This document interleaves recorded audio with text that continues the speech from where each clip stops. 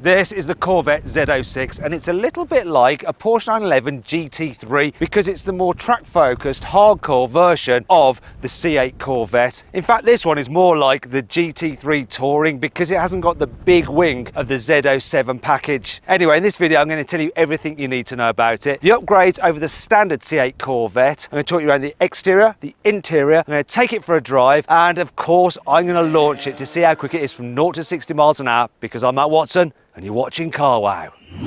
Buy, sell, CarWow.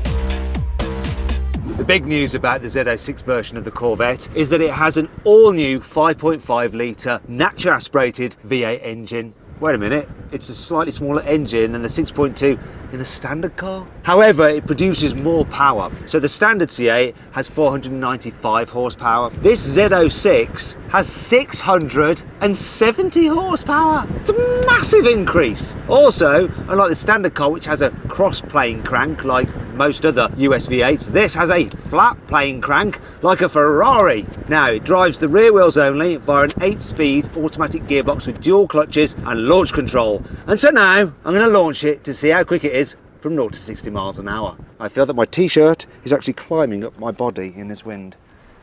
Yes, I'll put that away. You don't want to see that. Apparently, the Corvette Z06 should do 0 to 60 in 2.6 seconds. I'm not so sure though, so I'm going to test it with my specialist timing gear. Here we go. Oh, slow getaway. It's like it's managing the power. Not even close, 4.18? You could tell that in launch control mode, even though you got the stability and traction like off, it's managing the power to prevent slip, and that pull away was just so subdued. Feels much quicker once it's going than that number suggests. Let's have another go. What I'm going to do now is ignore launch control. So I'm going to change it up a bit. Going to go into a slightly different setting, still with the traction control off, but I'm going to manage the power myself. So hold up the brake and then go for it.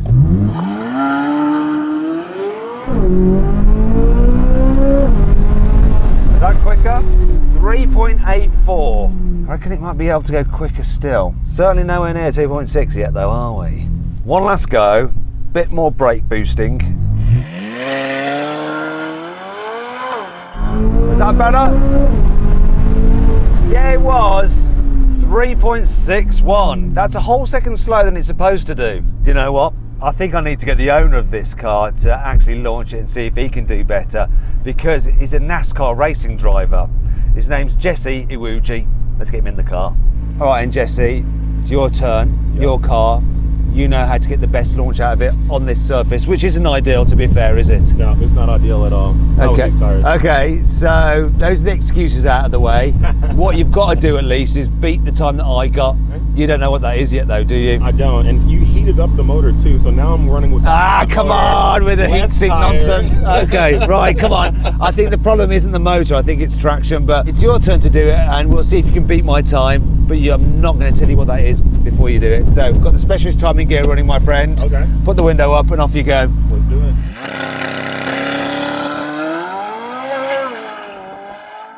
I'm not going to lie, that looked well faster than when I did it. Did it look faster to you, Lewis? Yeah, it did. What did he do? All right, let's see if I beat your time. Right. I got one chance. Did I beat it? Was that the time up on there? 3.74. 3.74. It actually looked quicker than when I did it. Okay. But you didn't beat me. Damn it. I did 3.61. Ah! Did you use launch control? I use launch control. But you said not to. I didn't use. My best time was without launch control. I'll just do it without launch control. That was your method of doing it on this surface. Why didn't you use it? You didn't use your own method, you idiot. I wanted to see. Come on, have another go. All right. Gosh, it sounds amazing, doesn't it? I wonder if he beat me that time.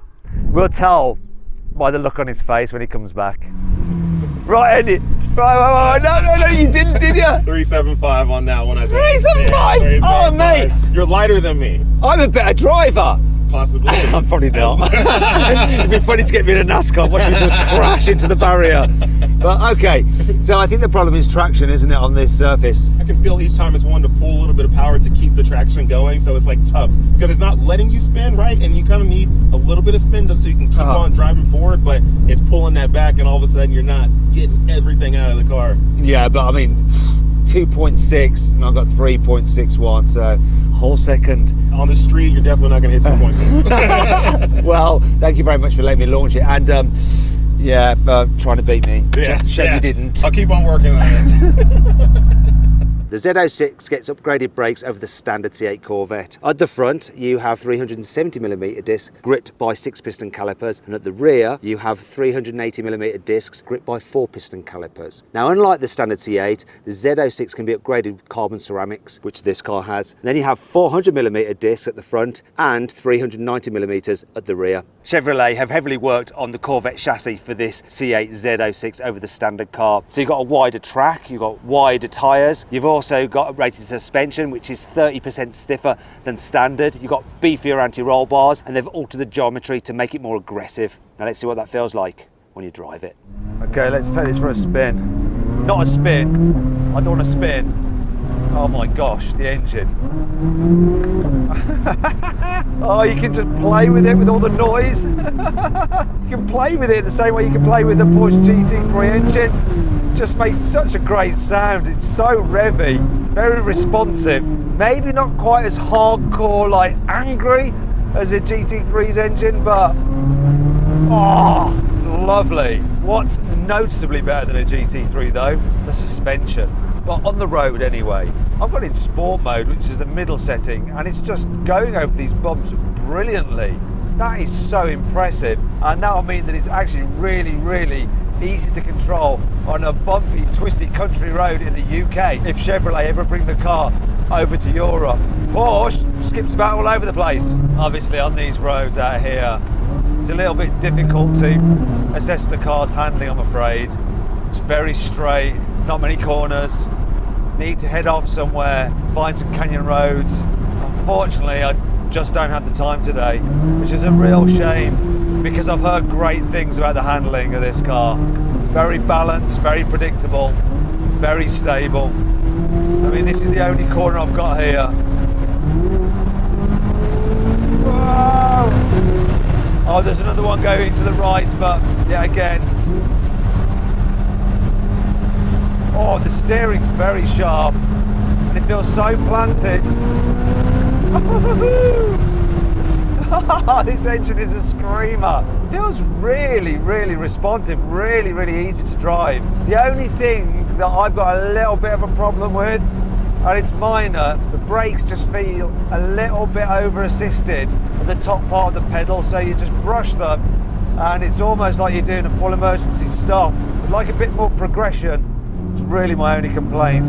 Other than that, it's docile, yet clearly quite bonkers as well. I can't quite get the seat low enough to stop the buffeting at the top of my hair. It's like the wind just whizzes off the top of the windscreen and my hair's just going like crazy. I actually find it quite pleasant. It's a bit like having a head massage. Oh. But I'm going to look a little bit disheveled after this. Whoa! This thing absolutely flies. The Z06 gets a bunch of visual upgrades over the standard C8 Corvette, but they all do have a function. For instance, you have bigger air intakes here at the front to accommodate the larger radiators, and then this protruding splitter there for some added downforce. More on that in a bit. Moving down the side, the actual wheel arches stick out by about 30mm over the standard car to accommodate those wider wheels, which are also larger in diameter. So now you've got 20s at the front and 21s at the rear, rather than the standard car's 19s and 20s. The Z06 also has this extended side skirt and bigger air intakes on the side. Once again, larger radiators, and you have this wide trim around it as well, which is rather nice. There's also the Z06 badging, just in case you haven't noticed the other changes. Now here at the rear, once again got extended wheel arches, but this time by 40mm. Really makes this car look very muscular. Then at the back, two key differences over the standard car. The first, the quad tailpipes, instead of being arranged 2 and 2, it's 4 in the centre. And then there's this little gurney flap on the rear spoiler. Believe it or not, this adds an extra 50 kilograms of downforce at 190 miles an hour.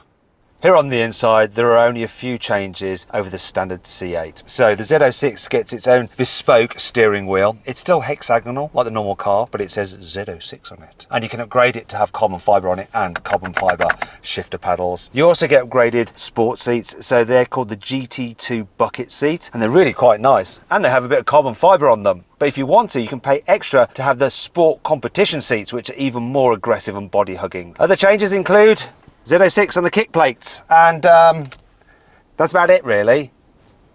The upgrades to the Z06 have had no negative effect on the practicality of the Corvette. So you have a front boot here with a decent amount of space. Look, you can see Jesse's helmet there, his racing helmet. Then at the back, you have a rear boot, a proper boot with some more space. In total, you have 357 litres of load space, which is a lot better than a Porsche 911, which is around 130 litres of space. There is a slight problem though, and that's if you want to take the roof down on the car. I'm just going to get the assistants to come in now to remove the roof and show you the issue. Obviously, one of the assistants is Jesse. It's not the easiest process. I'm going to help them with this. There we go. Right. Then there's some jiggery pokery to get the roof in there. Are you sure that's ready to shut, Jesse? Looks like it. It's your car, go on. There you go. Your boot space is somewhat reduced and you do need some help to actually fit it. And that brings you on to 5 annoying things about the Corvette Z06. The normal Corvette C8 starts from around $60,000. However, the Z06 starts from around $100,000, which is quite an uplift. What's worse though is that in the United States, dealers can charge over the manufacturer's recommended retail price, which they can't do in the United Kingdom. So if you buy one of these new, you'll probably have to pay a premium with a dealer of about $50,000, which means you're looking at about $150,000 to get into one of these. The Z06's engine may be more powerful than the normal C8s, however, it has less peak torque, 624 Newton meters instead of 630. The tyres on this car are run flats, and that means that the sidewall is very, very stiff. And when you combine that with the fact that the profile is very, very low, they're really, really hard to fit. In fact, it's so labour intensive to fit these tyres onto the wheel that one dealer is charging $600 to do all 4 corners. That does not include the price of the tyres. Because this car has such good cooling, the warm-up procedure can take forever. So when you start it, you often have to wait for quite a while until the red line mark moves all the way around to 8,500 RPM, which is where you should be able to rev it to. So if you just bear with me. Some time later. Finally, we're good to go.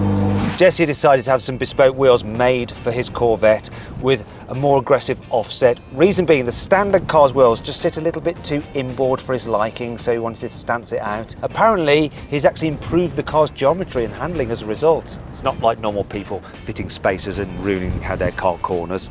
However, he's made another change which I'm not so sure about. For instance, the doors on the Corvette C8 open really wide, so it's quite hard to get in and out in tight parking spaces because you end up bashing the door because they're so long. So what Jesse's done is had this system fitted. Look, scissor doors, like a Lamborghini V12. I like that, it looks good, but there is a slight issue. Oh. When you try to open them, like I'm going to do now, to try and lift them from here, it really is a bloody hell. Jesse, help! Can you help me out? You need a valet, don't you, to help you with this? Mate, they're not great. I think this is a mistake. I like the wheels, but not so much the doors. Don't worry, there's still plenty to like about this car. Here's the CarWow 5 cool features. You might think it's a bit of a shame that the Z06 has a soft limiter, so when you rev it, it doesn't go very high. Have a listen. Sounds promising with that sports exhaust, but there's a trick. Pull in both pedals and you can rev it all the way up. Go on, Jesse! Let me...